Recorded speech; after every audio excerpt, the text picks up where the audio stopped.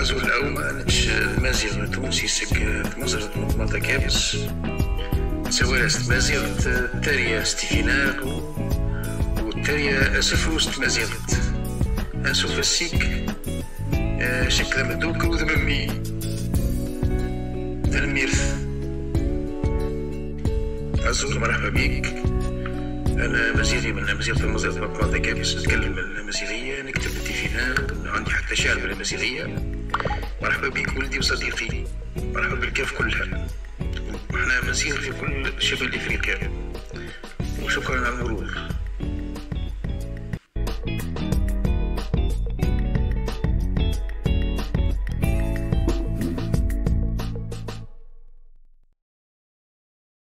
وصلنا للدمازيغ، نحفظ الدمازيغ، معناها دوكا غدا دوكا دمازيغ، يبقى دوكا دمازيغ، معناها إذا منيو الحياة وثولي في دمازيغ.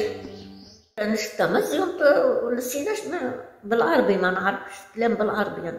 يكلمني بابا بكلام الدمازيغ، أي واش لا يدوي دمازيغ، يما يشوش لا يدوي دمازيغ، عمي وجدي وجداي كل عيلة واحدة، عشنا العيلة باش نقيم قلحة وشنا عشنا العيلة. نحن في مزيغة، لأن احنا شاركنا في الحضارات الكل، احنا من قبل شاركنا في بالنسبة لي من المزيغ، يعني الإنسان البدائيين عاشوا في الكهوف ويلبسوا البرنوس ويطيبوا قصص، يعني لك الفكرة الفولكلورية المبتدأة.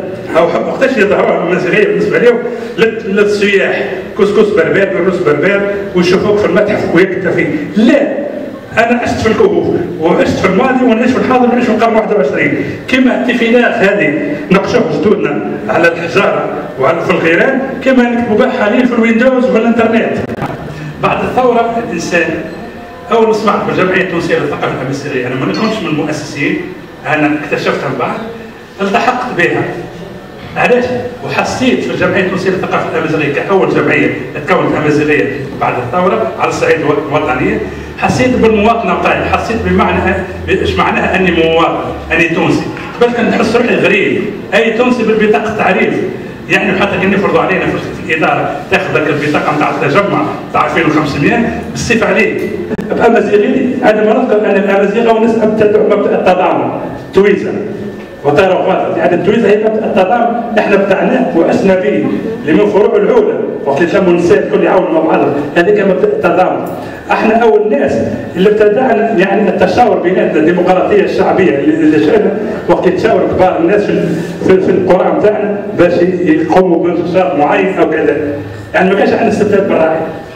يعني التزامن ما كانش عندنا، احنا من قبل شعب ايكولوجي، يعني حتى نحترموا الطبيعه وعناصر الطبيعه ونستهلكوا الطبيعه بالقدر اللي نحتاجوه، بالعكس احنا استغلينا حتى الطبيعه وكيفناها لظروفنا وحسب ظروفنا احنا تاقلمنا معها، يعني ما بدرناش.